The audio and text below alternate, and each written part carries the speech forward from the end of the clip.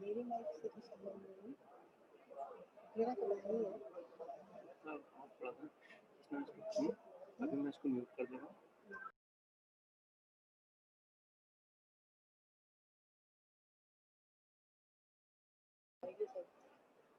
ठीक है, hello.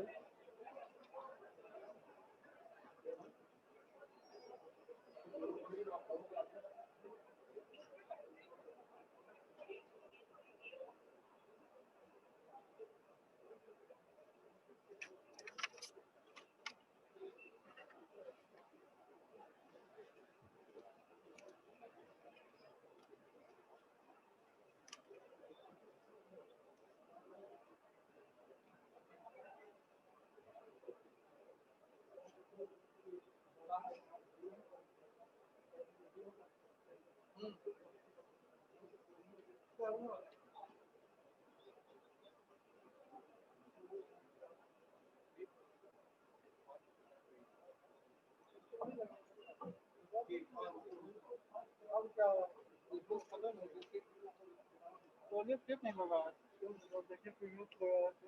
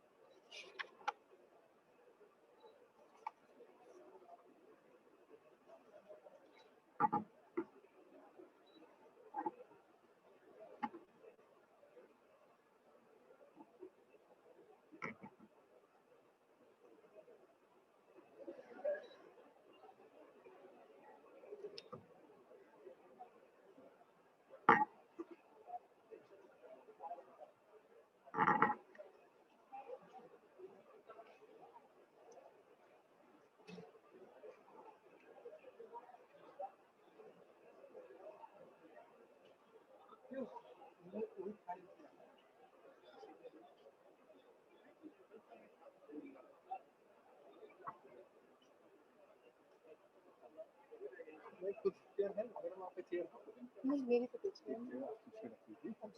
CM जी इधर से जाएंगी, उसके बाद आ जाइए। अच्छा, जब आपको अनाउंस करना हो, बोलना हो। अच्छा, लेकिन मैं तो उनके आते आते ही बोलना शुरू कर दूंगी। थोड़ा सा अनाउंस कर रहे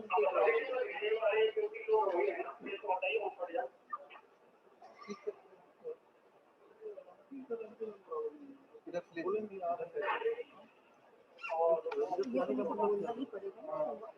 तो कहने का मतलब पॉलिसी लाएंगे तो बस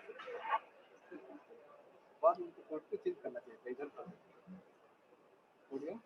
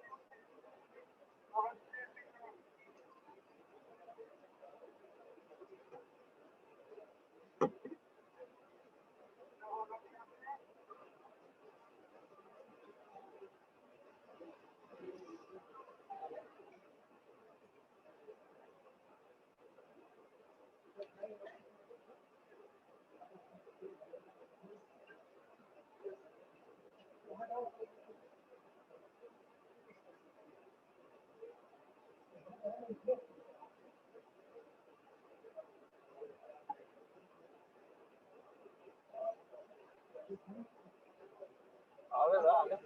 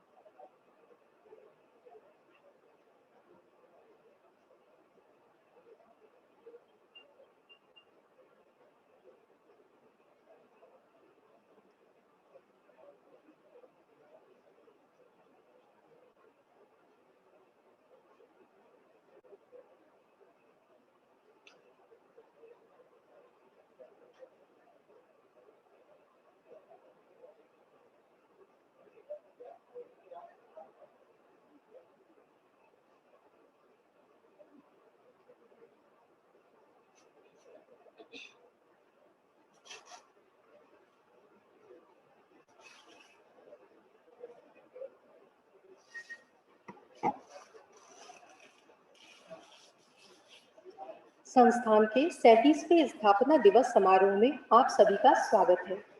अपार हर्ष व परम सौभाग्य का विषय है कि आज हमारे संस्थान में माननीय मुख्यमंत्री उत्तर प्रदेश श्री योगी आदित्यनाथ जी ने पधारने की कृपा की है, वे हमारे बीच हैं।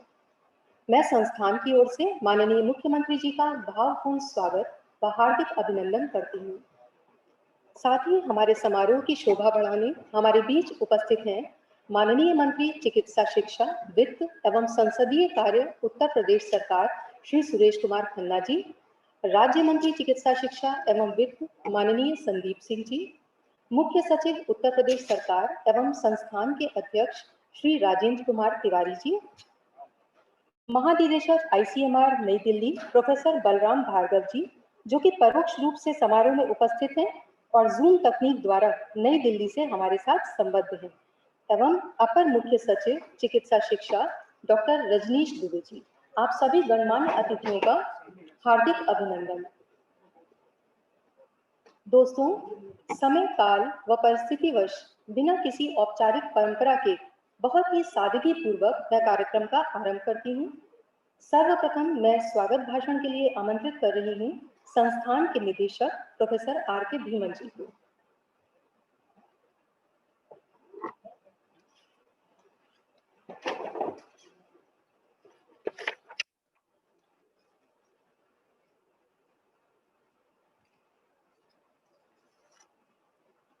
आज के स्थापना दिवस कार्यक्रम के मुख्य अतिथि आदरणीय योगी आदित्यनाथ जी, यशस्वी माननीय मुख्यमंत्री उत्तर प्रदेश, श्री सुरेश खन्ना जी, माननीय मंत्री चिकित्सा, वित्त एवं संसदीय कार्य, श्री संदीप कुमार सिंह जी अभी आने वाले हैं, माननीय राज्य मंत्री चिकित्सा शिक्षा एवं वित्त, डॉक्टर बलराम भार्गव महानिदेशक ICMR नई दिल्ली एवं स्थापना दिवस के वक्ता, श्री राजेंद्र कुमारी तिवारी जी मुख्य सचिव उत्तर प्रदेश शासन, डॉक्टर रजनीश दुबे जी अपर मुख्य सचिव चिकित्सा शिक्षा, डॉक्टर SK मिश्रा संकायाध्यक्ष SGPGI, समारोह में उपस्थित समस्त संकाय सदस्य, छात्रगण, अधिकारीगण, कर्मचारीगण तथा उपस्थित भाइयों बहनों एवं पत्रकार बंधुओं, आप सबका इस समारोह में हार्दिक स्वागत है।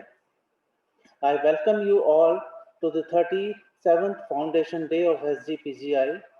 The Institute has come a long way and has made its presence felt in all spheres of the patient care, teaching, training and research both at the national as well as the international levels. In the current time when our state and the whole world is grappling with the COVID-19 pandemic, SGPGI has been at the forefront of providing high quality care of the COVID patients. The Institute is striving hard to grow further, and in 2019 and 20 we have added new dimension to the services provided, some of which I would like to present now. SGPGI, as well as all know, is academic medical institute with tertiary care facilities for the patients of the Uttar Pradesh and rest of the country. The institute has been adjudged third best government institution after AIIMS New Delhi and the PGI Chandigarh. Institute has provided Medicare care to an ever-increasing number of the patients in the pre-COVID times. Each year in the recent past, we have served 7.3 more new OPD registration than the previous years. A new 134-bed ward block was created in 2019 to accommodate more indoor patients. In the 27 operation theaters that we have performed over 13,736 major surgical operations last year, including robotic surgery, minimally invasive surgeries, and solid organ transplants. Coming to 2020, the world changed and so did we. COVID, as we all know, has engulfed the entire globe, causing widespread damage to the mankind physically, socially, as well as economically. However, despite being the most populous state in the country, Uttar Pradesh has been able to keep the disease in check, much better compared to other states in the nation. This has been largely possible due to the exemplary handling of the pandemic by the government of the Uttar Pradesh with its scientific approach, far-sighted policies, and their strict implementation under the dynamic leadership of Iron Man of the modern India, our dear Mukhyamantri ji, Shri Yogi Adityanath ji. This state-of-the-art Rajdhani COVID hospital, which was created in the shortest possible time, has 318 beds, of which 86% are ICU and HDU beds, fully equipped with the ventilators. The entire workforce of the SGPGI has joined hands and rallied behind me to successfully run the RCH since April. I take this opportunity to sincerely thank all of them, my colleagues.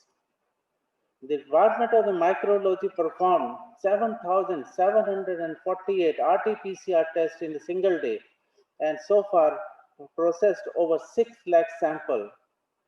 Nearly 2,300 COVID patients to date have been admitted in the RCH and discharged with the excellent outcomes.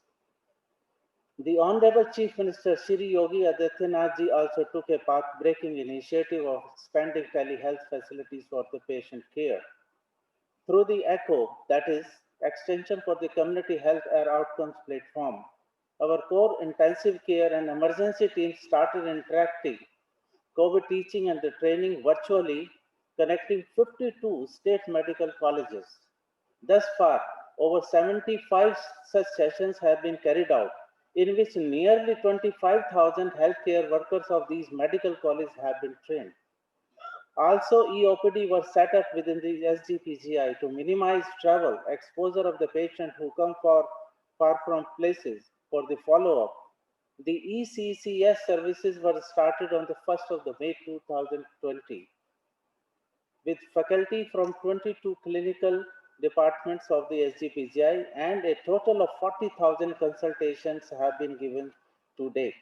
In short, I can confidently say that our COVID patients have received standard of the care treatment at par with some of the finest facilities in the world. And once again, I would like to say that this all has been possible only because of the unflinching support from the government and untiring effects of the dedicated staff of this institute. On the training front, apart from the courses already running, some new DM, MCH, postdoctoral certificate courses, postdoctoral fellowships, MC programs have been started. On research front, apart from the ongoing research projects, some new extramural grants have been awarded to the faculty. A total of 20 crores extramural grants have been received this year only. An increase in amount of the intramural grants up to 25 or 30 crores have been suggested to give a boost to the research at this institute in the coming financial year and the vision for the next 5 years. The upcoming emergency department building along with the renal transplant complex is being designed to provide emergency services and the state-of-the-art care to the patient with the kidney diseases, including boost to the kidney transplantation at the moment up to the 300 per year. It will also operate in hub-spoke model with the aim of the upgrading the emergency care in other medical colleges in the state of the UP. The emergency medical services will include air ambulance services for quick transfer of the trauma and critically ill patients from the field to the emergency of the SGPGR. This will prove to be life-saving in this touch and go situations. SGPGI is now committed towards the national and the state organ and tissue transplant organization programs. With the expansion of the emergency and the trauma care services, we hope to increase cadaveric donations and therefore uplift the transplant program. Currently, we have an active renal transplant program wherein nearly 3,200 transplants have been performed at SGPGI to date. Bone marrow transplantation is very active and the department will celebrate its 100th BMT shortly, and the stem cell transplantation program is also underway. The institute has started a dedicated department of the hepatology. This department will provide much needed recipient support and the close transplant care to the liver transplant unit and thus rejuvenate the liver transplantation in SGPGI. We are also looking at the lung and heart transplants and hope that air ambulance and helipad services, when started, will give it a necessary boost. SGPGI will soon have an advanced diabetic center for the comprehensive care of the patients with the diabetes. The center will have an open door policy for all patients needing diabetes related care in any form.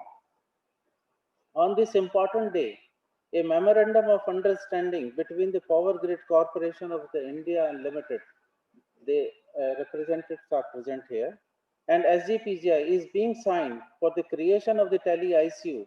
This will be based on the hub and spoke model, with the hub being the SGPGI and the spokes being the 6 medical colleges to provide the much needed fill up to the quality ICU care in the state of the Uttar Pradesh. Power Grid, under this memorandum of understanding, will provide approximately 7 crores for establishing this tele ICU services at SGPGI. I am thankful to Dr. Sunil Mehra for initiating and facilitating the whole process as well.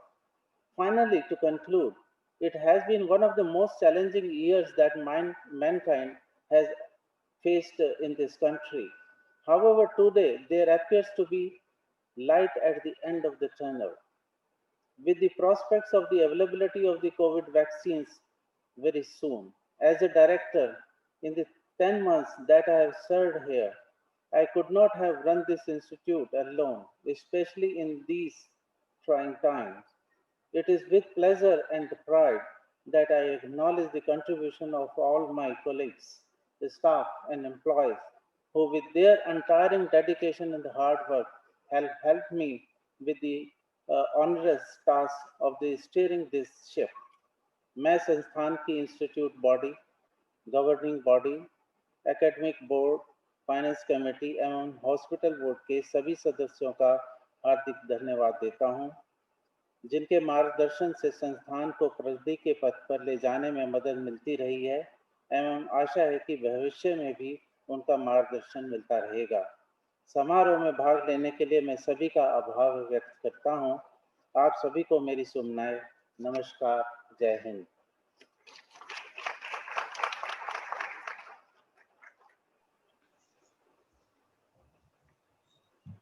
बहुत बहुत धन्यवाद sir.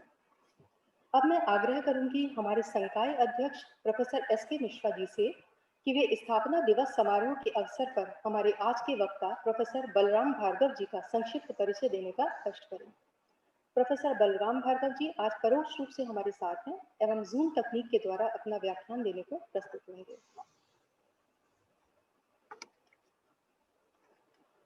Dr. Balaram Bhargava, currently the Director General of Indian Council of Medical Research, come Secretary, Department of Health Research, Minister of Health and Family Welfare, Government of India. Dr. Bhargava was born in Lucknow in 21st July 1961.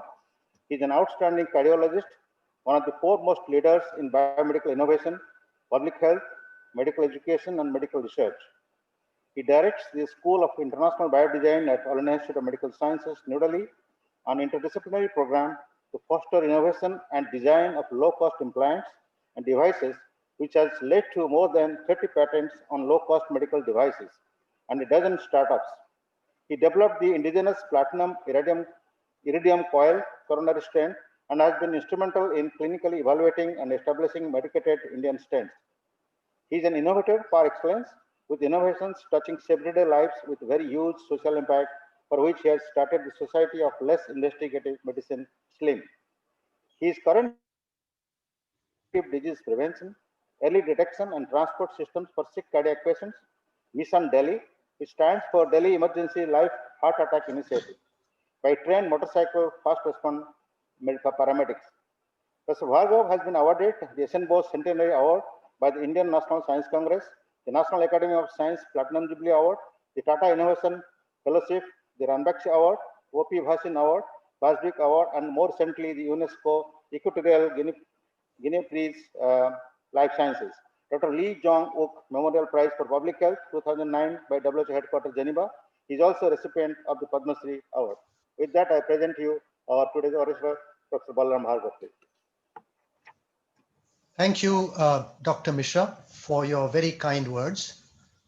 Honorable Shri Yogi Adityanath Ji, Chief Minister of the largest and the most populous state of India, the Director of the SDPGI, senior bureaucrats, senior ministers, ladies and gentlemen. I will be talking a little bit about the COVID pandemic and India's fight at the COVID pandemic, and how India has done better than many countries, and why we have done better than many countries, and what has been the role of ICMR right from before the lockdown to during the lockdown, after the lockdown. And I will try to cover this all in 12 to 14 minutes. I'll start sharing my screen.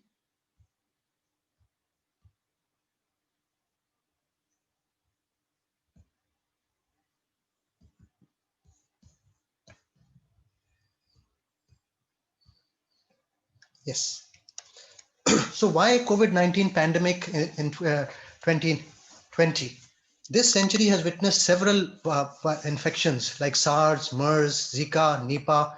It is only because of the change in environment and ecology, rapid urbanization, extreme connectivity, people have been traveling to and fro, neglected public health spending, inadequate spending on health. And that is probably the most important lesson that we have learned from this pandemic, that public health spending has to be increased. And this has been brought out at the parliamentary committees, at the 15th Finance Commission, and also at the group of ministers, that the GDP on health spending as well as health research spending has to be increased to 2.5% of the GDP from 1%. This may happen maybe before, maybe by the 75th year of our independence, but the initial target was up to 2025. So that will make a tremendous difference in our healthcare. Why we have done well in this pandemic? Because India is the largest democracy with respect to people's voices to recalibrate its interventions. It has been serious right from the beginning.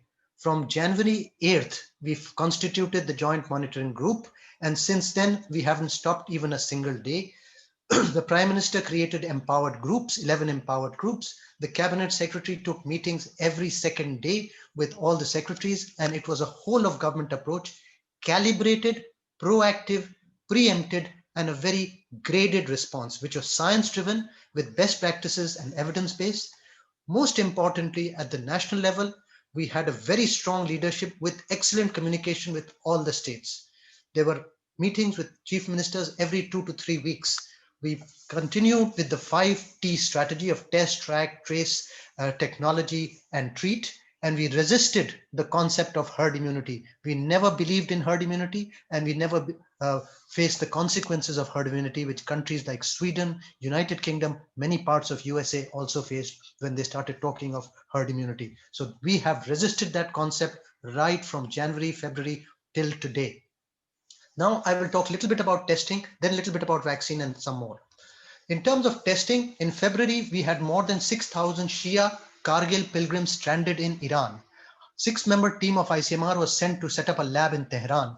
They tested 2,000 people, 15% positive from 5 cities in Iran. Special flights were arranged by Indian Air Force to repatriate these people from Iran, take them to Hindon Air Force Base, and then to Kargil, and also get people from Wuhan and Italy. These were all special flights of Indian Air Force that were working from February, March onwards. This is the NIV lab that was established in the embassy of the Tehran. Our concept was to establish a laboratory in every district. We had 14 mentoring institutes, and SDPGI was one of the mentoring institutes which helped us set up labs in different parts of the country. All state medical colleges and private medical colleges set up laboratories. So 650 out of 739 districts had laboratories, and we had labs in difficult terrains, in Northeast, in all the states of Northeast, in Kargil, in Ladakh, in Andaman Nicobar, and all the various difficult to reach areas. The vision was to set up a laboratory in every district. First phase was RT-PCR lab, but the second phase at the district level, we set up the molecular lab, which I will talk a little bit about, the TrueNat. And phase 3 was the rapid antigen test, which was the first time used in India in the month of June, and WHO pre-qualification happened in September, October. So we started using the rapid antigen test much earlier. We repurposed the TrueNat. The TrueNat is the platform for tuberculosis diagnosis. Because we have this platform which was made in India, pre-qualified by the WHO, tested by ICMR in various multi-country trial, published in Lancet, which clearly showed that this platform works for tuberculosis. We repurposed it in 2018-19 for Nipah, first time in the world. We also repurposed it for leptospirosis, first time in the world. And now we have used it for COVID-19 diagnosis. This is a point of care molecular test. We have 2532 labs in the country, 1,008 sites in 530 districts. This lab we started in March, April, and we have tested more than 5% of the tests by this TruNat platform. This a similar molecular diagnostic test was established in the United Kingdom in the month of October called DNA Nudge, and they have just set up a few laboratories with this lab. But we were far ahead. We had this laboratory in the suitcase, and this was WHO approved, and we've been using this. We set up high throughput laboratories at various parts of the country, north, south, east, west, central, and we set up an assembly line of 12 RT-PCR machines at the NICPR Noida with a capacity of 15,000 tests per day. More recently, we set up the mobile testing laboratory in collaboration with Spice Health and ICMR, which is now inaugurated by Honorable Home Minister, and which has a testing capacity of 2,000 tests per day. And now 5 are there in Delhi, in Chhatarpur, Rajouri, Rohini, Dwarka, Azadpur, already functional. We started in the March and April. There was shortage of kits. It was a seller's market. China was telling them for very, very high price. And they're saying, if you don't want to buy, I'll give it to some other country. Gradually, all our science ministries, all our startups started setting up these VTMs, RNA extraction kits, and rapid antibody kits. And at the time in March, the price was 1,150 rupees for RT-PCR kit, 320 rupees for VTM, and 320 for RNA extraction. Today, it is 138 rupees, 91 rupees, and 94 rupees. So total test is around 320 rupees. This has gradually come down with the competition. By more than 1,000 products have been validated, and these have been validated by all our ICMR centers. Most important was this mission Lifeline Udan. During the lockdown, from 24th March to 31st May, and 4 phases of the lockdown, the ICMR did not sleep. There was 24/7 Ministry of Civil Aviation, Indian Air Force, Government of India implemented a special mission for 24/7 carrying of consumables, testing commodities, medical supplies to various parts of the countries. Special flights were commissioned even at 2 o'clock in the night for testing commodities in various parts of the country. We have been number 2 in the world in number of testing, and today we have tested more than 15 crore tests. We have had a very calibrated testing strategy. Initially, we were just testing travelers in February, and then in March, April, TruNat, then we started testing travelers, healthcare, SARI, iLiper, and pool testing. And in June, we had the antigen testing. Then we started doing pre-surgery, hospitalized patients, immunocompromised. And in September, it was testing on demand, and we could get testing done anywhere. We had 20 ICMR depots for seamless distribution, designated 30 QC/QR labs all across the country, which were able to dispatch and suggest dispatch quantities. We had a data entry portal, which was looking at disease trends, policy making, resource planning, clinical decision making. All the data of all these 15,000 samples is available with us, and we are looking at various data from that. We have done the capacity assessment, matching procurements, including tendering, ordering, projections, all has been done. And more recently, we have in March, April, we also created the National Task Force, which was informed to the Supreme Court, which was responsible for calibration of testing strategy, advising the government on lockdown containment strategies, develop advisories for discharge policies, oversight on ongoing research, recommend clinical trials, develop clinical management protocols, and we have published 3 issues of the Indian Journal of Medical Research, and the 4th issue is also ongoing, dedicated purely to COVID-19. Hyperimmune globulin, like the ATS, we've developed this by giving the virus to biological events, and this has been able to develop the hyperimmune serum, which we are now going to test in humans. Human monoclonal antibodies were developed by blood samples which were collected by our ICGB, ICMR, and Emory vaccine and DBT, and this has now reached its furthest testing strategy. Convalescent plasma, the largest trial in the world, largest randomized trial. Only 3 randomized trials have really shown benefit in this COVID across the world. One was the dexamethasone trial from the United Kingdom, which showed that steroids work. Second was the Solidarity trial from WHO, which showed that many antivirals, interferon, remdesivir, do not work.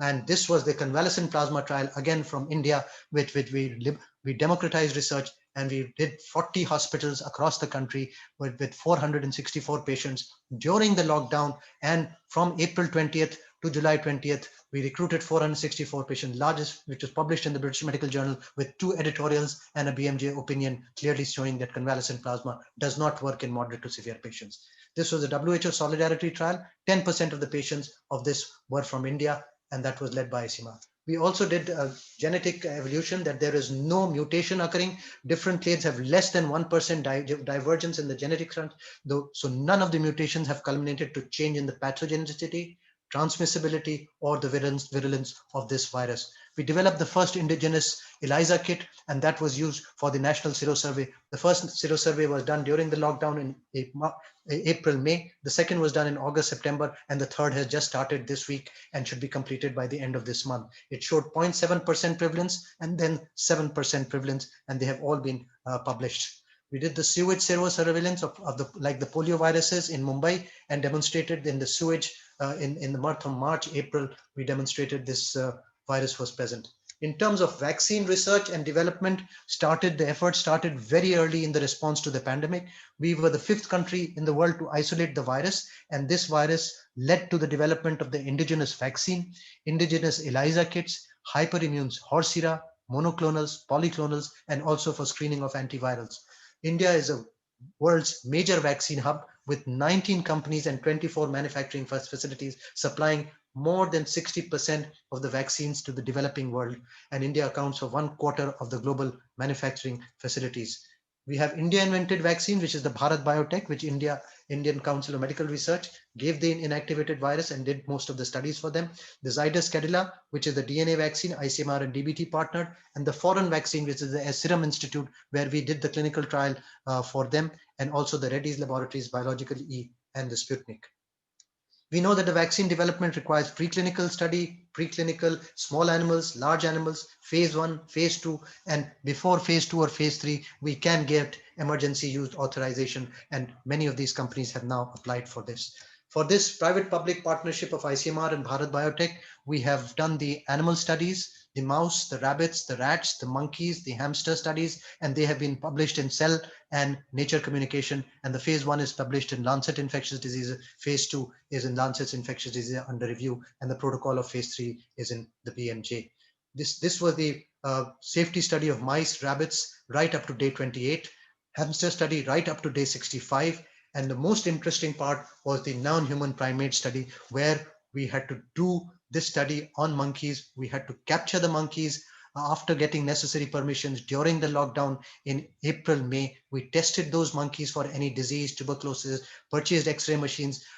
Then we challenged those monkeys, gave them the vaccine. Then we challenged those monkeys by bronchoscopy, giving them the virus by bronchoscopy, by trained specialists who were flown from Delhi to Pune to do this work in the BSL-4 laboratory of Pune.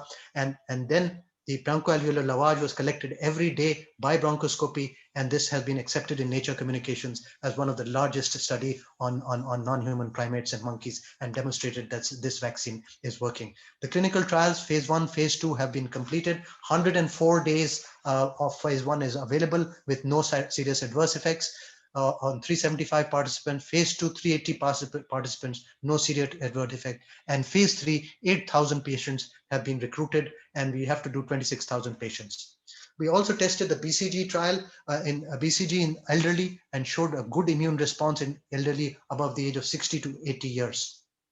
We have the world's largest immunization program with 27 newborn vaccinated every year, 30 million pregnancies every year, 100 million vaccinated, with 27,000 vaccine storage facilities, 62% immunization coverage, 650 million doses per year. So we are well prepared for the immunization program with a CoVIN digital platform for vaccine delivery, and we should be able to get, as soon as we get emergency use authorization, start the vaccination of up to 30 crore of our population by the month of June, July.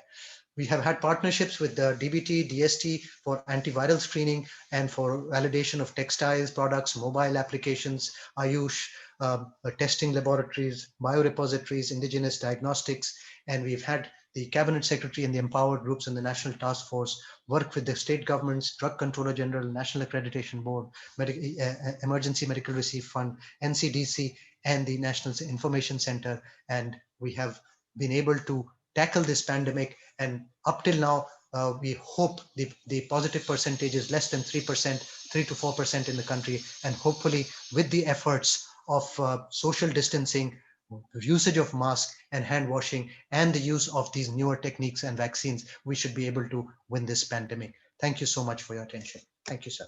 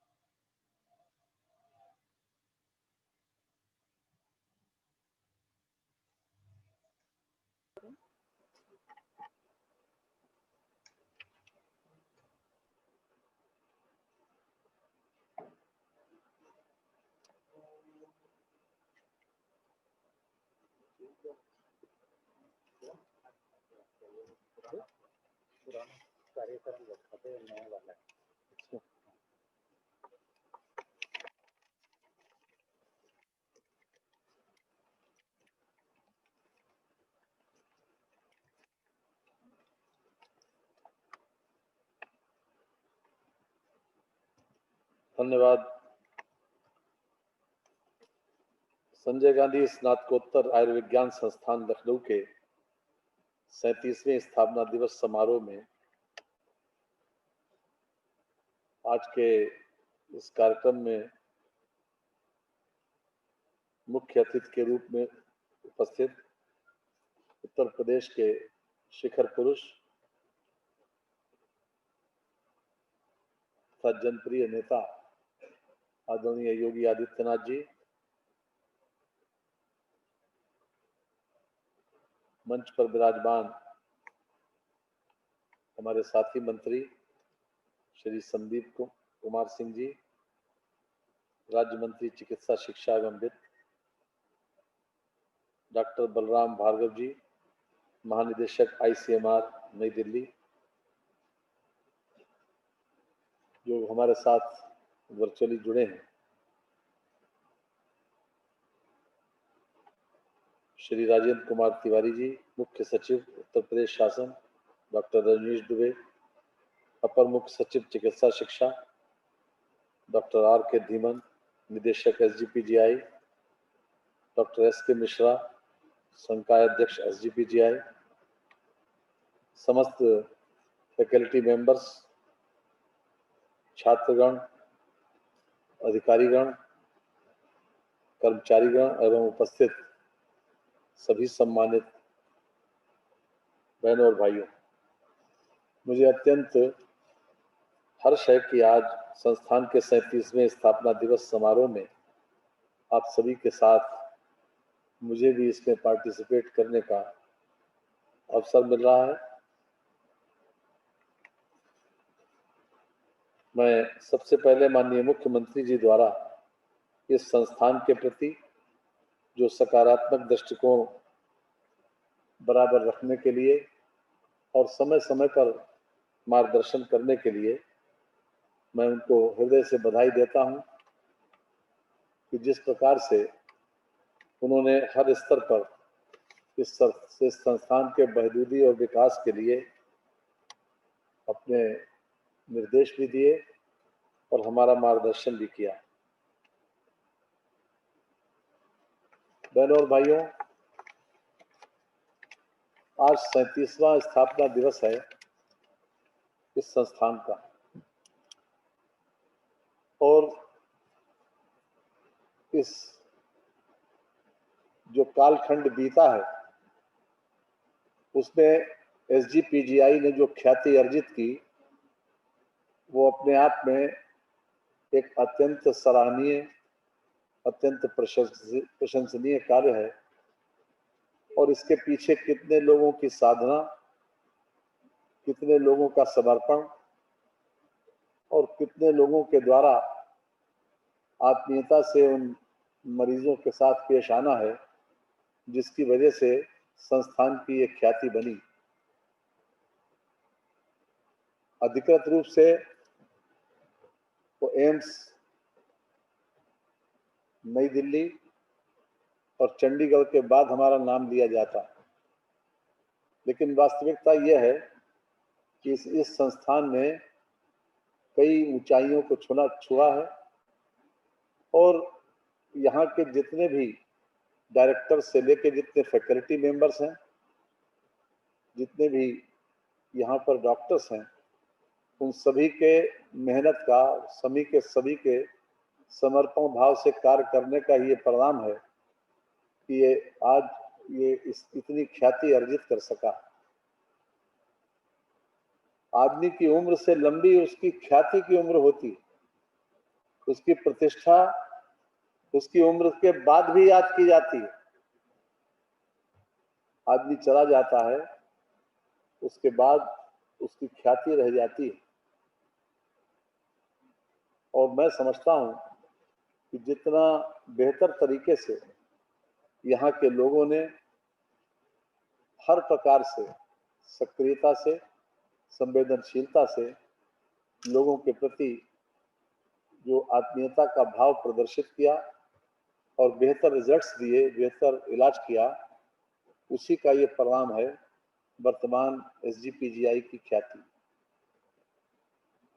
आज हम अपने जो faculty members हैं उनसे केवल एक ही बात कहना चाहता हूं कि इस 37 वर्ष के अंतराल के बाद हमको सबसे ज्यादा इस बात के लिए सोचना चाहिए कि इस संस्थान की प्रगति और कैसे हो और किस प्रकार से हम इसको बेहतर तरीके से आगे बढ़ा सकें, क्योंकि जो कुछ हमको विरासत में मिला, जो कुछ यहाँ की परंपराएं रहीं, उसको और आगे बढ़ाने का और अधिक प्रशंसा फैकल्टी मेंबर्स की हो, चिकित्सकों की हो, हमारे सीनियर रेजिडेंट्स की हो, इसके लिए ये बहुत आवश्यक है कि हम लोगों से और अधिक अपनी आत्मीयता से और अधिक बेहतर तरीके से उनके इलाज में सहभागी बने या उनका इलाज करें।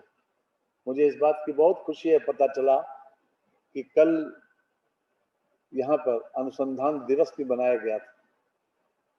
ये भी अपने आप में एक मील का पत्थर है कि हम लगातार नई खोजों के साथ आगे बढ़ रहे हैं, क्योंकि मेडिकल हेल्थ में और मेडिकल एजुकेशन में लगातार रिसर्च होती रहती है और रिसर्च दिवस को किसी न किसी रूप में सेलिब्रेट करना ये भी अपने आप में एक स्तुत्य कार्य है। इसके लिए मैं विशेष रूप से डॉक्टर धीमन को, जो वर्तमान में डायरेक्टर हैं और पूरी रुचि के साथ, पूरी तन्मयता के साथ इस संस्थान के विकास के लिए वो समर्पित हैं, मुझे बहुत खुशी हुई कि जिस प्रकार से उन्होंने अपनी कार्यशैली यहाँ पर प्रदर्शित की।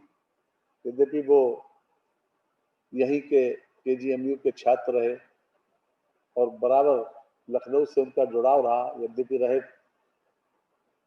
चंडीगढ़ में, लेकिन जिस प्रकार से उन्होंने आने के बाद यहाँ पर सक्रियता से काम किया, उससे ये पता चलता है कि लगातार वो इस संस्थान के प्रगति के लिए आगे भी बेहतर तरीके से काम करेंगे।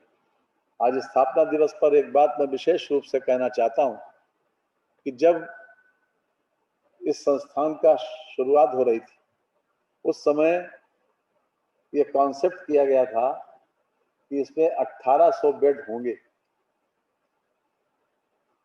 लेकिन आज तक हम इन 1800 बेड को फंक्शनल नहीं कर पाए।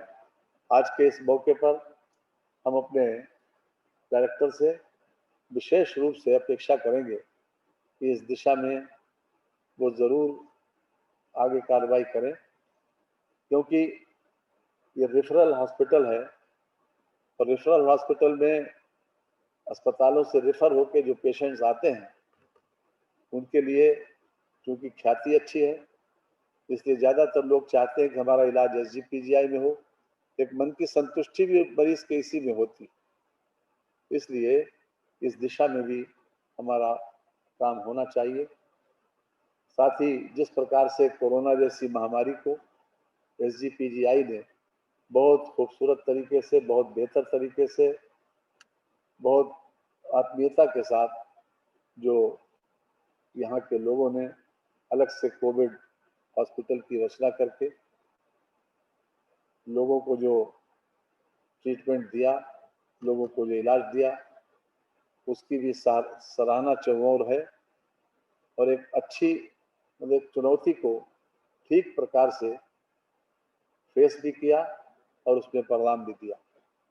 आज के इस अवसर पर मैं एक बार फिर से ढेर सारी शुभकामनाएं देता हूं आपके डायरेक्टर को और आपकी पूरी टीम को कि जिन्होंने इस SGPGI को और अधिक विकास के पथ पर अग्रसर करने का बीड़ा उठाया है और हमारा सक्रिय सहयोग इसके साथ में रहेगा। मुझे इस बात की भी खुशी है कि कई डिपार्टमेंट्स और यहाँ पर खुलेंगे। साथ ही ऑर्गन ट्रांसप्लांट जैसा चैलेंजिंग जॉब भी SGPGI बखूबी कर रहे हैं और अधिक बेहतर तरीके से इसको परफॉर्म करें, ज़्यादा से ज़्यादा डिपार्टमेंट्स यहाँ पर संचालित हो।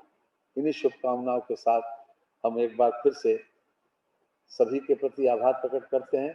विशेष रूप से माननीय मुख्यमंत्री जी के प्रति भी आभार प्रकट करते हैं कि जिन्होंने अपने व्यस्ततम समय में से इस स्थापना दिवस के अवसर पर आज यहाँ पर अपना बहुमूल्य समय दिया और हमें उनका मार्गदर्शन मिलेगा।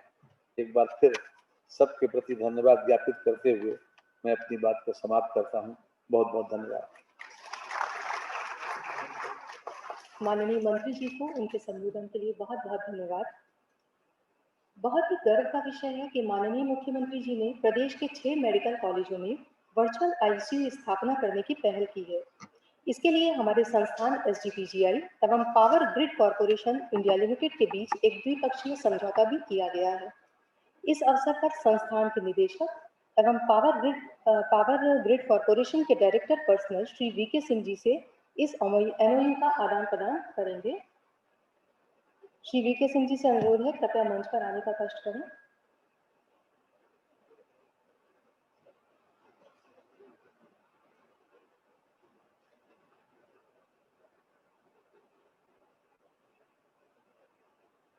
श्री VK सिंह जी माननीय मुख्यमंत्री को सम्मान स्वरूप एक दुशाला भेंट करेंगे।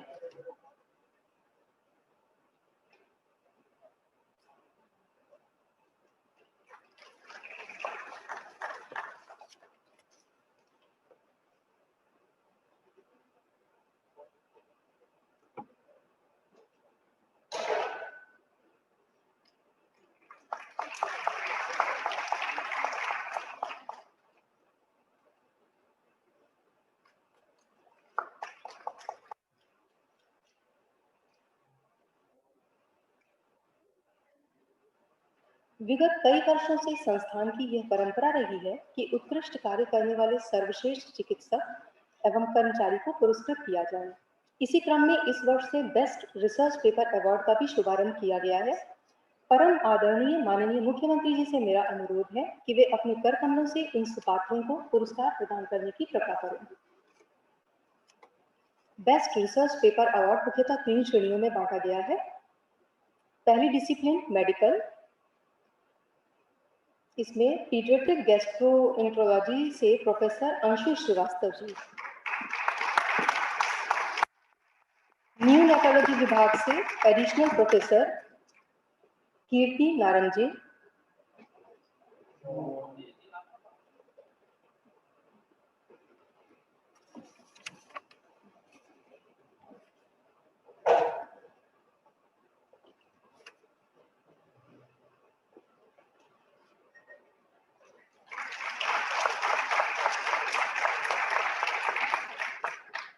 नियोनेटोलॉजी विभाग से additional professor Kirti Narang ji, radiotherapy विभाग से associate professor Shagun Mishra ji, paediatric gastroenterology assistant professor Moinak Sen Sharma,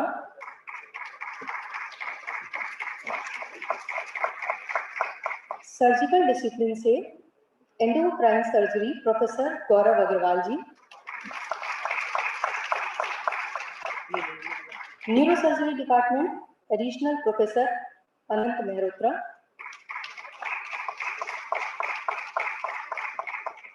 surgical gastroenterology associate professor doctor Supriya Sharma, third discipline basic science and lab discipline, इसमें professor doctor Sonia Nityanand, haematology and stem cell research centre,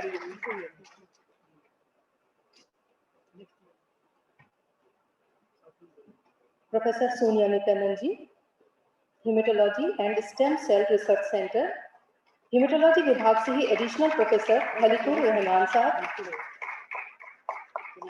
associate professor molecular medicine biotechnology Alok Kumar ji,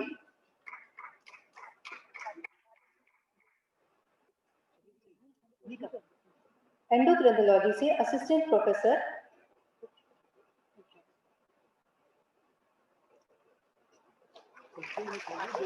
molecular medicine and biotechnology associate professor Alok Kumar ji, assistant professor endocrinology Rohit Anthony Sinha. इसी क्रम में हमारे best DM senior resident doctor आकाश Mathur gastroenterology से, best MCh senior resident endosurgery doctor Vikram S, best MD junior resident doctor Shruti Pandey anaesthesia department से, best nursing staff miss Saroj Lata Gautam sister grade 1 endocrine surgery, best nursing staff sister grade 2 mister दिखिल CD. अपरिहार्य कारणों से mister CD उपलब्ध नहीं है, आ नहीं पाए हैं, इसलिए इनका अवार्ड जॉनी जॉर्ज साहब रिसीव करेंगे। बेस्ट टेक्नीशियन ग्रेड 1 माइक्रोबायोलॉजी विभाग से मिस्टर वी के मिश्रा जी।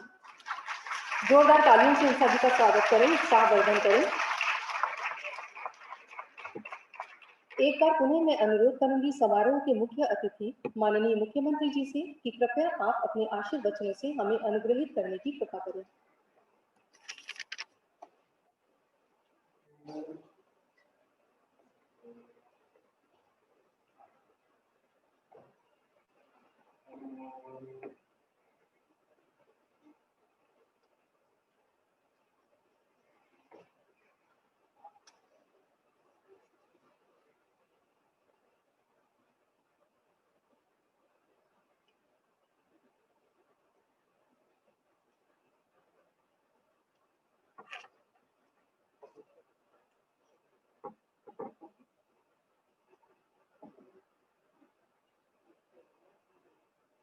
एससीबीसीआई के 37वें स्थापना दिवस के अवसर पर आयोजित आज के समारोह में उपस्थित प्रदेश सरकार में मेरे वरिष्ठ सहयोगी, प्रदेश के चिकित्सा शिक्षा वित्त एवं संसदीय कार्य के मंत्री श्री सुरेश खन्ना जी, विभाग के राज्य मंत्री श्री संदीप सिंह जी, प्रदेश के मुख्य सचिव श्री राजेंद्र कुमार तिवारी जी, अपर मुख्य सचिव चिकित्सा शिक्षा श्री रजनीश दुबे जी, अपर मुख्य सचिव वित्त, अपर मुख्य सचिव गृह श्री अवनीश अवस्थी जी,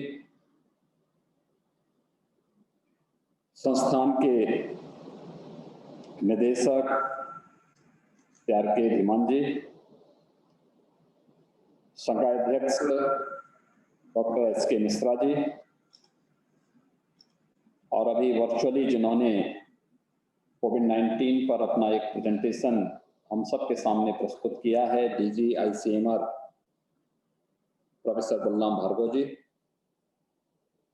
एसजीपीजीआई के सभी यहाँ पर उपस्थित सीनियर फैकल्टीज और उपस्थित इस संस्थान से जुड़े हुए सभी यहाँ के चिकित्सकगण, मैं सबसे पहले आप सबको इस संस्थान के 37 वर्ष की इस यात्रा के लिए हृदय से बधाई देता हूँ और इस संस्थान के प्रति अपनी शुभकामनाएं भी व्यक्त करता हूँ। मुझे प्रसन्नता है कि आज एसजीपीसीआई और पावर ग्रिड कॉरपोरेशन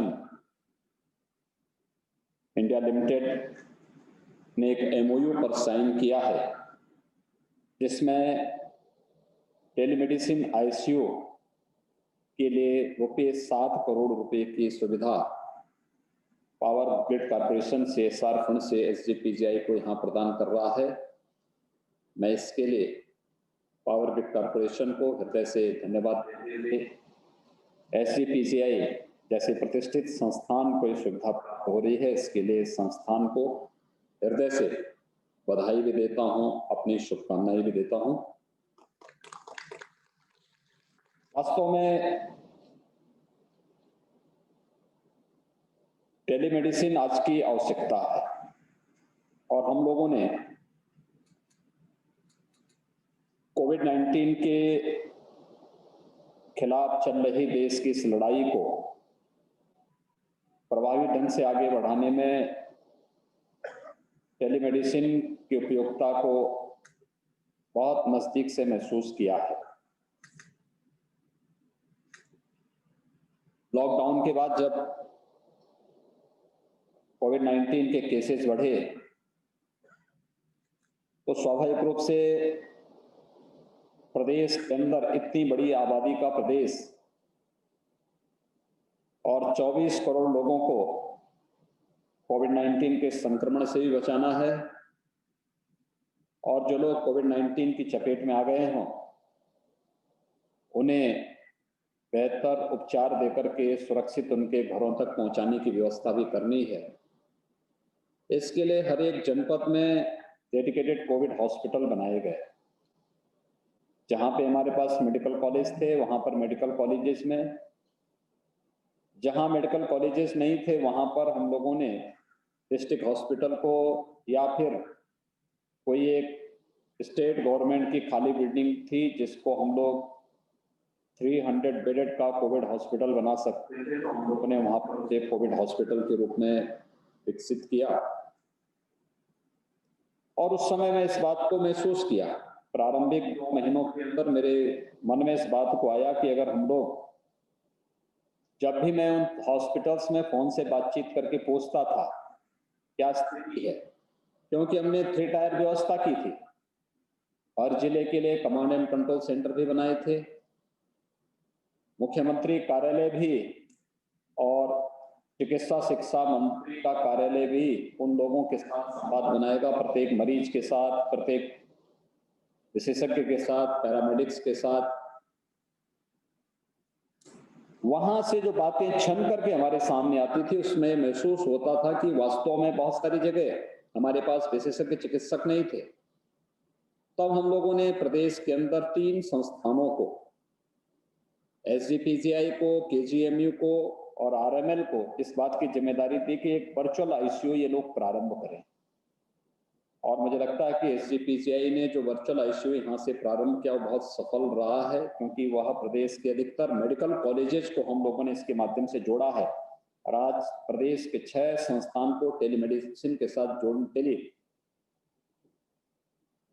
मेडिसिन की इस आईसीयू की सुविधा के साथ जोड़ने के लिए पावर ग्रिड कॉर्पोरेशन यहाँ पर CSR से मदद किया है। मैं इसके लिए पावर ग्रिड कॉर्पोरेशन को हृदय से बधाई देता हूँ, अपनी शुभकामनाएं भी देता हूँ। वास्तव में किसी भी संस्थान के लिए 37 वर्ष का समय अपने को साबित करने का एक समय पर एक लक्ष्य कालावधि होती है। इस अवधि में हम पता लगा सकते हैं कि संस्थान की दिशा क्या है, संस्थान कहाँ जा रहा है और संस्थान के सामने आगे का भविष्य कैसा है।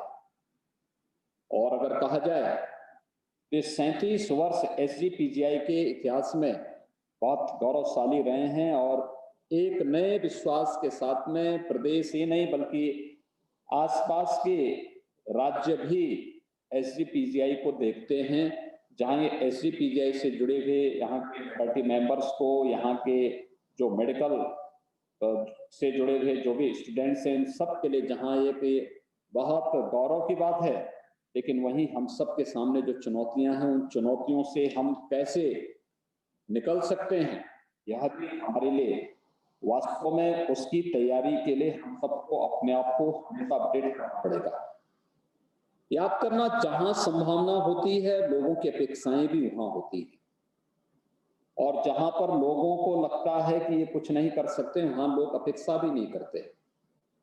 और हमेशा जिससे अपेक्षा होती है और अगर हम उन अपेक्षाओं पर खरा उतरते हैं तो वही हमारे जीवन को यशस्वी बनाता है, वही हमारे जीवन को अन्य लोगों के लिए यादगार बनाता है और फिर वह यात्रा आने वाली पीढ़ी के लिए प्रेरणादायी बनती है।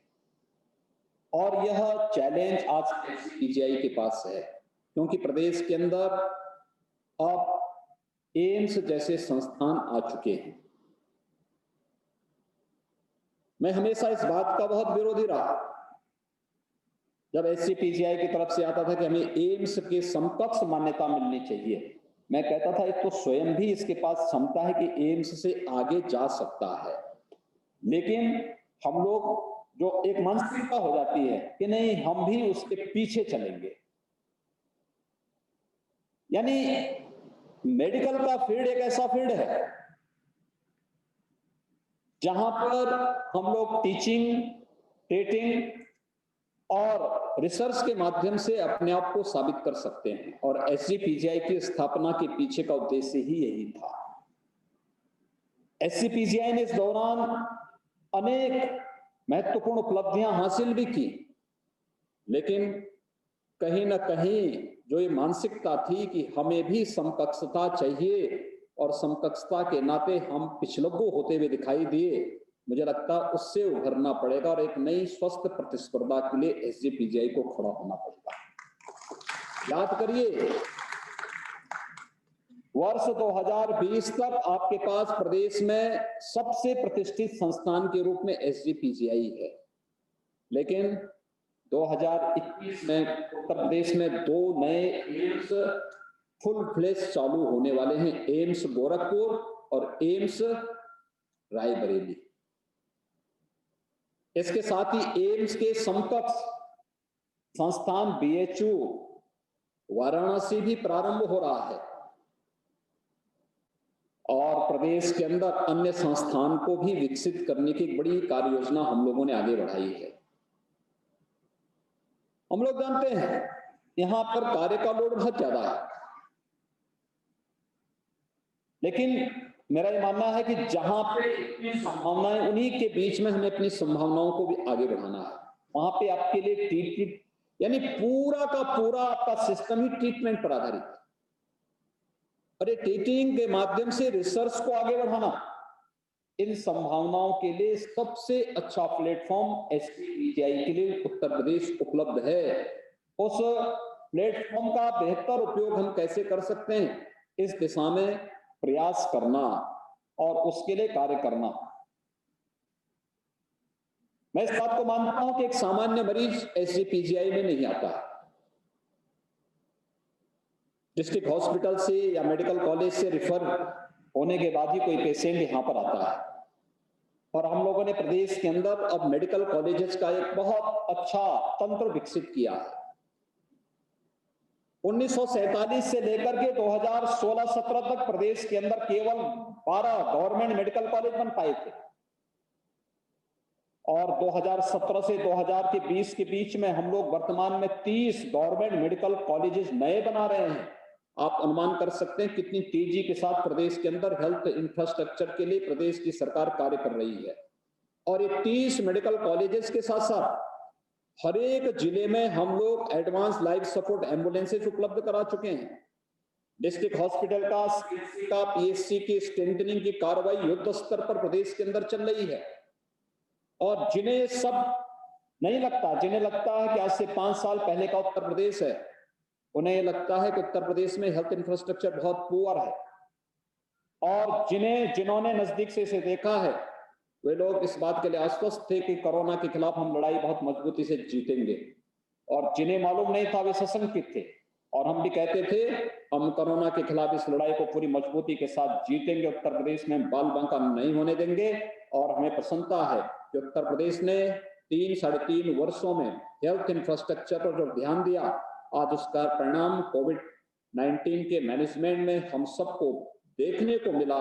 और आज उसका परिणाम ही है कि जब WHO जैसी संस्थाएं भी उत्तर प्रदेश के कोविड मैनेजमेंट को उसकी सराहना करने से अपने को रोक नहीं पाती है, ये उत्तर प्रदेश के अंदर हुआ है। लेकिन इसमें एक एक संस्थान ने योगदान दिया, हर एक स्तर पर, हर एक टीम ने।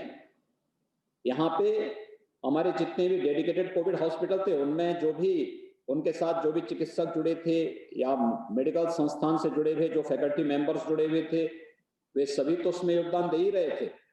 लेकिन साथ साथ जो हम लोगों ने डिस्ट्रिक्ट हॉस्पिटल पर, जिले स्तर पर भी हम लोगों ने कोविड हॉस्पिटल बनाए थे, वहां से भी विशेषज्ञ चिकित्सकों ने अपने स्तर पर वहां पर योगदान दिया।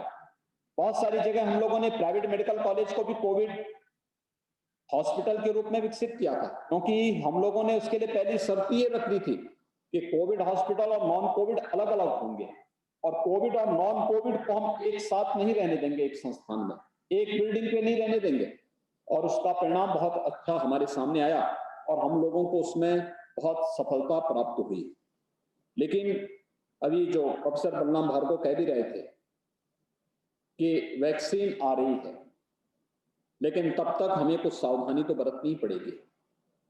लेकिन उस सावधानी में हम पलायन कर जाएं, ये हम सबके लिए एक चिंताजनक स्थिति है। और मैंने कोविड-19 के दौरान देखा बहुत सारे लोग तो पलायन का रास्ता अपना लिए। हम लोगों को कोविड हॉस्पिटल में CCTV कैमरे लगाने पड़े कि लोग वहां जा रहे हैं कि नहीं जा रहे हैं देखने के लिए। थोड़ा चेक करो, पैरामेडिक्स वहां जा रहे हैं कि नहीं जा रहे हैं, विशेषज्ञ चिकित्सक जा रहे हैं कि नहीं जा रहे हैं, सीनियर फैकल्टी वहां जा रही है कि नहीं जा रही है। ये नौबत नहीं आनी चाहिए थी, लेकिन ये नौबत भी आई तो उसका विकल्प भी निकला।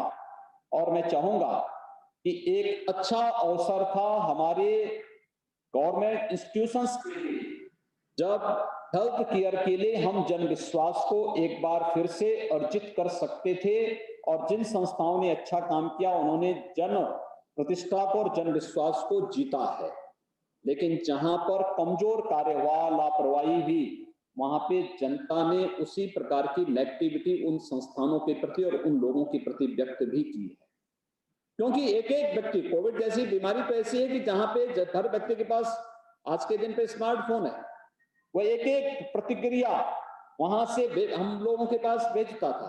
और हम लोगों ने एक एक पेशेंट के साथ 3-3, 4-4 बार प्रतिदिन संवाद हम बनाते थे। और उसका परिणाम क्या होता था कि लोग एक एक जानकारी हम लोगों के पास आती थी। कैसे उन्हें भोजन मिल रहा है, उनके वार्ड में सफाई है कि नहीं है, उनके वार्ड में बेडशीट बदली जा रही कि नहीं जा रही है, वहां पैरामेडिक्स उपस्थित रहता है कि नहीं रहता है, वहां पे डॉक्टर आ रहे हैं कि नहीं आ रहे हैं। आप अगर डॉक्टर नहीं आए हैं, पैरामेडिक्स नहीं आए हैं, तो आप हमें ही नोट करा दीजिए कि आपका ऑक्सीजन लेवल क्या है, आपका टेम्परेचर क्या है, आप ही बता दीजिए। हम दोनों से बात करते थे, होम आइसोलेशन में रहने वाले पेशेंट से भी और जो हॉस्पिटल में है उससे भी हम लोगों का निरंतर इस प्रकार का संवाद होता था।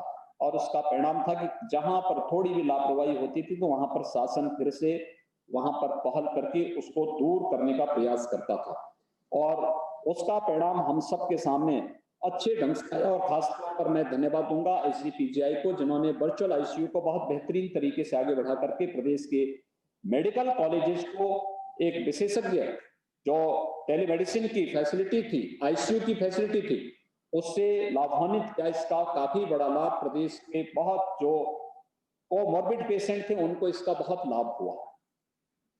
लेकिन अभी एक लंबी यात्रा आगे लेकर चलनी है। और याद करना कि अगर हम समय के अनुरूप नहीं चले, समय के धारा के अनुरूप अगर हम लोगों ने आज के परिप्रेक्ष्य में अपने को नहीं ढाला तो हम पिछड़ जाएंगे, प्रतिस्पर्धा से बाहर हो जाएंगे। एम्स जैसे संस्थान से आपका प्रतिस्पर्धा अब होने वाली है। तकनीक से आप सबको अपने आप को अपडेट करना पड़ेगा और इससे जो आपके सामने आने वाले समय की चैलेंजेस होंगे उस दिशा से आप अपनी तैयारी करें। और मैं सबसे पहले तो SGPGI से कहूंगा कि आप अपनी जनरल OPD प्रारंभ करें। अब कोरोना से बहुत भयभीत मत, सावधानी और सतर्कता बरतिए। अगर डॉक्टर ही OPD छोड़ करके गायब हो जाएगा तब तो फिर हमने इस मामले में रिसर्च कर लिया, तब तो हम लोग फिर इसके आगे के उपचार के लिए, और जो एक कॉमन मैन के अंदर भय है, प्राइवेट हॉस्पिटल अधिकतर अपनी जनरल OPD प्रारंभ कर चुके हैं, अधिकतर क्षेत्रों में जनरल OPD चल रही है। SGPGI क्यों नहीं कर पा रहा है? KGMU क्यों नहीं कर पा रहा है? RML क्यों नहीं कर पा रहा है? अगर डिस्ट्रिक्ट हॉस्पिटल कर सकते हैं, ये हमें तत्काल अपनी प्रारंभ करनी पड़ेगी। दूसरा, शासन की उन योजनाओं को भी अपने साथ जोड़ना पड़ेगा और पूरी मजबूती के साथ जोड़ना पड़ेगा। जैसे आयुष्मान भारत की योजना है, आयुष्मान भारत में भारत सरकार और प्रदेश सरकार मिलकर के हर गरीबी रेखा के नीचे जीवन यापन करने वाले पेशेंट को 5 लाख रुपए तक की स्वास्थ्य बीमा का कवर दे रही है। आयुष्मान भारत की ये सुविधा उन गरीबों को हर एक को मिले। हमें ये देखना चाहिए कि SGPGI जैसा संस्थान हर एक पेशेंट के लिए बिना भेदभाव के स्वास्थ्य की सुविधा उपलब्ध कराने के लिए सदैव तत्पर है। यहाँ पे सिफारिश ही नहीं बल्कि कोई भी पेशेंट आएगा उसको हम बेहतरीन स्वास्थ्य सुविधा उपलब्ध कराएंगे। और आयुष्मान भारत की सफलता एक गरीब पेशेंट को मिलने वाली स्वास्थ्य सुविधा पर निर्भर करेगी और इस दिशा से आपको तैयारी करनी पड़ेगी। यद्यपि आयुष्मान भारत में यहाँ पे लगभग 750-800 के आसपास पेशेंट को ट्रीटमेंट की सुविधा दी गई, लेकिन ये बढ़नी चाहिए और अच्छे ढंग से इसको आगे बढ़ाने की कार्रवाई करनी चाहिए। SGPGI का ट्रॉमा सेंटर बहुत दिनों तक बहुत त्रिशंकु की तरह लटका हुआ था। KGMU चलाएगा, SGPGI चलाएगा, कोई और चलाएगा, कोई और चलाएगा। अंत मैंने कहा भी नहीं, SGPGI इसको चलाए। SGPGI के नजदीक SGPGI को चलाना चाहिए। और SGPGI ने वहां पे कोविड हॉस्पिटल बनाया और आपने देखा होगा कोविड हॉस्पिटल से जो कोई भी कोविड हॉस्पिटल में आपके यहाँ आया वो संतुष्ट होकर के गया।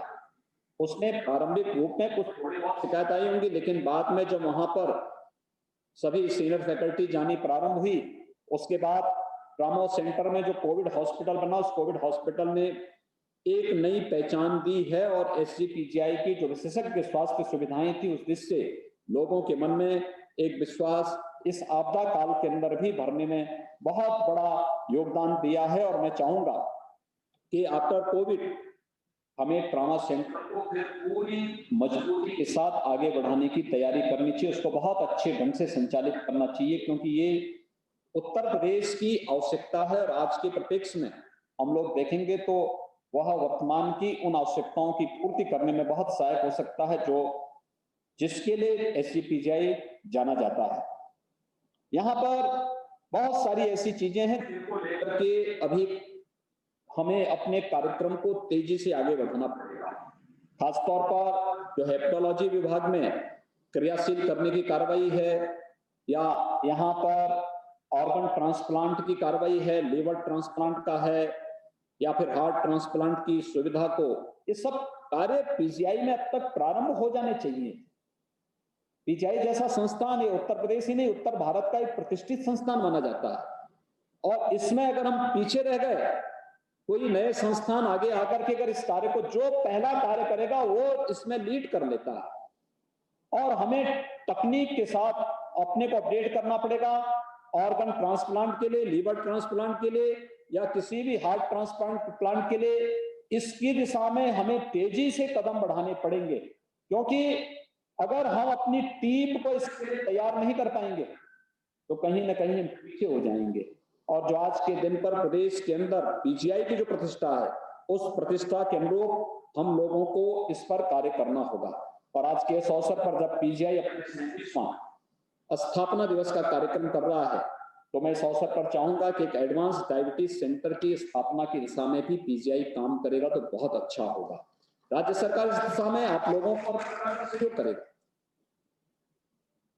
और जहां पर कोई भी संस्थान कार्य आगे बढ़ाने के लिए तैयार होता है, वहां पे दिशा ठीक होनी चाहिए, सकारात्मक होनी चाहिए।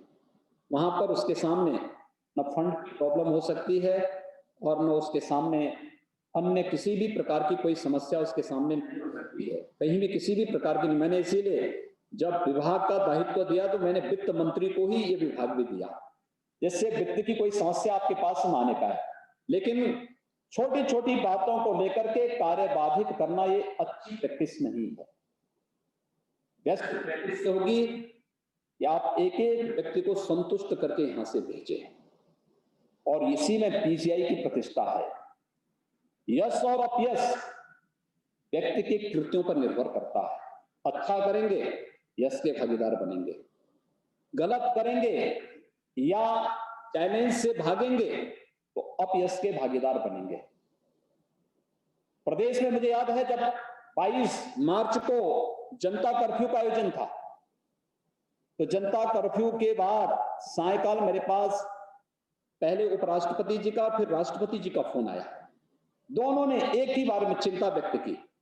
22 मार्च को मुझे याद है शाम के समय दोनों का फोन आया। दोनों ने कहा, योगी जी कोरोना आ गया है, हम लोग यूपी के बारे में चिंतित हैं, क्या होगा यूपी का। मैंने कहा क्या समस्या है यूपी से। उन्होंने कहा हाँ, यूपी कैसे बचेगा, इतना पुअर हेल्थ सिस्टम वहां का, इतनी घनी आबादी, और हमें तो भय है कि लॉकडाउन अगर लगता है, तब तक लॉकडाउन की घोषणा नहीं हुई थी, लेकिन अगर बंदी होती है और लगभग 1 करोड़ के आसपास यूपी के माइग्रेंट लेबर यूपी में आएंगे, तो यूपी में आप किसी को बचा नहीं पाएंगे। और आपने देखा होगा, अगर हम भी उन लोगों की तरह भागे होते जिन्होंने सेल्फ क्वारंटीन में अपने को डाला था, तो क्या हम यूपी को बचा पाते? 25 मार्च से लेकर के आज भी आज सुबह 11 बजे से हम लोग डॉक्टर शकुंतला मिश्रा पुनर्वास विश्वविद्यालय के कॉन्वोकेशन में मुझे जाना था 11 बजे से, लेकिन 11 बजे के पहले मैंने कोविड-19 की बैठक ली है। यानी कोई दिन ऐसा नहीं है जिस दिन मैंने बैठक फिजिकली, और अगर मैं लखनऊ से बाहर हूं तो मैंने वहां से वीसी के माध्यम से या फिर अन्य माध्यमों से इसकी बैठक ली है। एक एक संस्थान के बारे में, एक एक पेशेंट के बारे में, एक एक मौत के बारे में, कहां पे मौत कैसे हुई, क्या कारण है, क्या हम आगे सुविधा दे रहे हैं, इन सब के बारे में निरंतर हम लोग बैठक ले रहे हैं। और ये केवल स्वास्थ्य के बारे में नहीं, शुरुआत में तो आपने देखा होगा स्वास्थ्य हेल्थ की प्रॉब्लम कम, शुरुआत में तो व्यवस्था की थी, डोर स्टेप डिलीवरी कैसे हमें देना है, कैसे व्यक्ति तक हमें खाद्यान्न पहुंचाना है, कैसे हम लोगों को पूरे प्रदेश के अंदर हम उन सुविधाओं को दे सके। माइग्रेंट लेबर जब आना प्रारंभ हुई तो सुरक्षित उन्हें घर तक कैसे पहुंचाएंगे, कैसे हम उनको सुरक्षित रखेंगे, कैसे हम क्वारंटीन सेंटर की व्यवस्था का संचालन करेंगे, ये सभी चैलेंजेस थे। लेकिन हम लोगों ने प्लान का रास्ता नहीं अपनाया, हमने उस चुनौती के रूप में स्वीकार किया और सफलतापूर्वक उसका मुकाबला करते हुए, एक एक चुनौती आती गई और हम सफलतापूर्वक उसका मुकाबला करते हुए सफलता की नई ऊंचाइयों को प्राप्त करते गए। और आज उसका परिणाम है कि उत्तर प्रदेश देश के अंदर कोविड पॉजिटिविटी में भी और CFR में भी उत्तर प्रदेश का परिणाम देश की किसी भी अन्य राज्य की तुलना में बेहतर उदाहरण है। और इस दृष्टि से मैं कह सकता हूं कि टीम वर्क है, ये व्यक्ति के लिए भी और व्यवस्था के लिए भी तो उतना ही महत्व रखता है। इस टीम वर्क को लेकर के हम लोग बेहतरीन कार्य कर सकते हैं, और मैं चाहूंगा कि SGPGI इसके लिए अपने आप को तैयार कर पाएगा तो वास्तव में न केवल संस्थान का जो यशस्वी और गौरवशाली अतीत रहा है वह उसको भविष्य में भी इसी गौरवशाली व्यवस्था के साथ आगे बढ़ने के लिए प्रेरित करेगा। और अगर किसी भी एक स्तर पर यह लापरवाही हुई तो स्वाभाविक रूप से उस यश के साथ हर व्यक्ति भी यश का भागीदार बनता है, संस्थान का एक एक व्यक्ति। और जब किसी संस्थान के साथ अपयश जुड़ता है तो उस अपयश का भागीदार हर एक व्यक्ति भी बनता है, टॉप टू बॉटम व्यक्ति, कोई भी उससे वंचित नहीं रह सकता है। ये हम पर निर्भर करेगा, हम किस रूप में इसे आगे बढ़ाना चाहेंगे। और मैं विश्वास करता हूं कि 37 वर्षों की गौरवशाली परंपरा को आप और भी अच्छे ढंग से आगे बढ़ाने का कार्य करेंगे। SGPCI के लिए जो वर्तमान के संकल्प हैं, वर्तमान के जो चुनौतियां हैं, इन चुनौतियों से आगे बढ़ते हुए हम लोग उन नए संकल्पों के पथ पर आगे बढ़ सकें, इस विश्वास के साथ मैं 37वें स्थापना दिवस के अवसर पर SGPCI की पूरी टीम को हृदय से बधाई देता हूं, अपनी शुभकामनाएं देता हूं, विश्वास व्यक्त करता हूं कि निश्चित ही SGPCI स्वास्थ्य क्षेत्र में प्रदेश और देश के अंदर एक नई ऊंचाइयों को छूने का कार्य करेगा। आप सबके प्रति मेरी शुभकामनाएं। धन्यवाद। जय हिंद।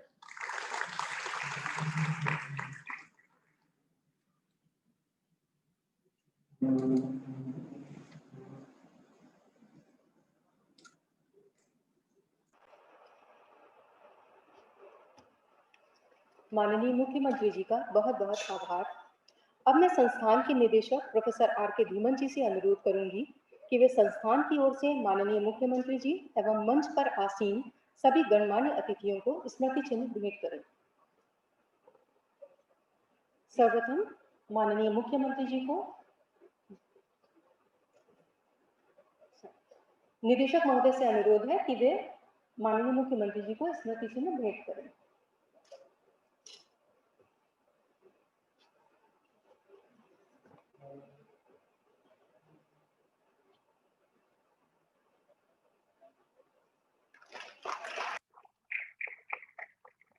माननीय मंत्री श्री सुरेश खन्ना जी को स्मृति चिन्ह भेंट करते हुए निदेशक महोदय जी से मैं अनुरोध करूंगी। माननीय मंत्री सुरेश खन्ना जी को।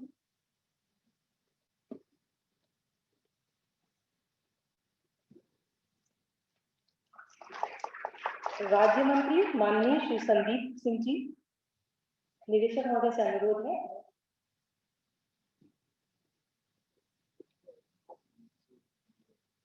मुख्य सचिव उत्तर प्रदेश श्री राजेंद्र कुमार तिवारी जी,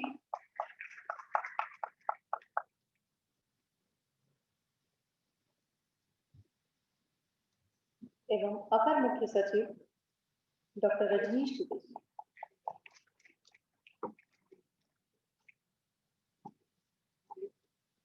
अपर मुख्य सचिव चिकित्सा शिक्षा डॉक्टर रजनीश दुबे जी को।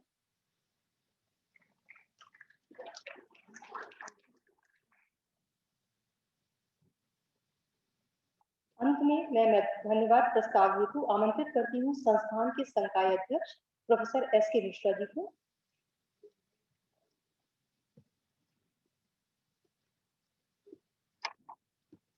On behalf of the director and SGPCI family, it gives me immense pleasure to extend a vote of thanks to our beloved Honorable Chief Minister Sri Yogi Adityanath ji to grace the occasion as the chief guest in spite of his busy schedule. Sri Suresh Khanna ji, Honorable Minister of Finance, Medical Education and Parliamentary Affairs, and Sri Sandeep Singh ji, Honorable Minister of State for Medical Education and Finance, have been constantly guiding us in the development of the institute, for which the institute is ever thankful to them. We are thankful to our President and Chief Secretary of Government of UP, Sri Arvind Kumar Tiwari ji, and Dr. Rajneesh Dubey ji, Additional Chief Secretary, Department of Medical Education, who have been supporting us in executing the mandate given to us. Professor Balaram Bhargava, the 37th Foundation Day Orator, who is well known to all of us for his dynamism in combating the coronavirus crisis, the oration topic aptly testifies the statement. We would like to extend him a vote of thanks for making time for us in spite of his busy, tight schedule. Today, we have reached another milestone in supporting the state health system through virtual ICU, which would not have been possible with generous grant support from the Power Grid Corporation. So we are thankful to them. It will further strengthen our outreach healthcare system for the state of medical colleges and beyond. The media, both print and electronic, are spreading the good deeds of our institute with the public. So we are remain ever grateful to them for their presence. Lastly, I would like to propose a vote of thanks to our director, faculty, residents, research scholars, and staff of the institute, and the entire family of HGPGI for the blessings to make this event a success. Jai Hind. अंत में आप सभी महानुभावों से मेरा अनुरोध है कि राष्ट्रगान के लिए कृपया अपने स्थान पर खड़े होने का कष्ट करें।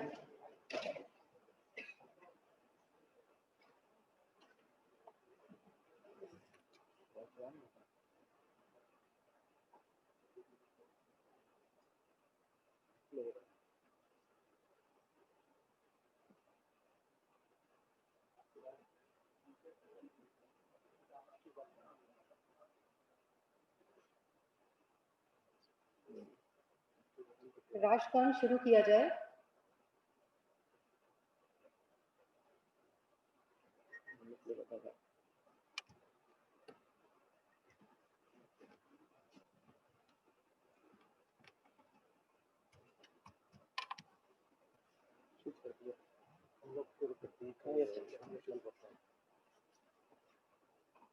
राष्ट्रगान।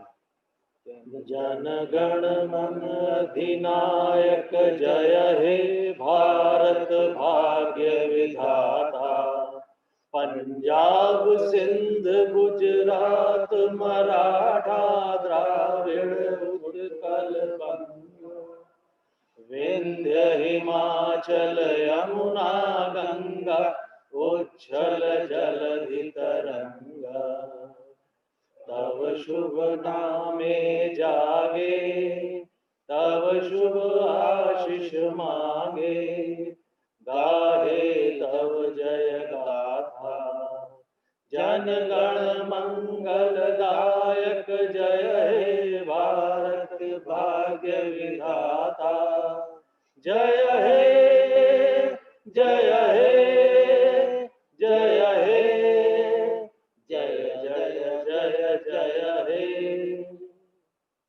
धन्यवाद। आप सभी की गरिमामय उपस्थिति एवं सहयोग के लिए बहुत बहुत आभार। धन्यवाद।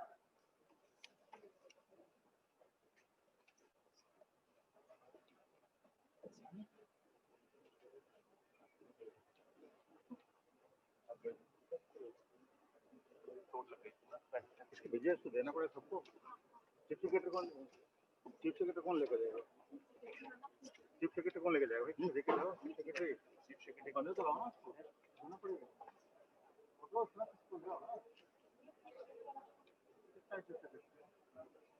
अब वो सही है और कौन रहेगा?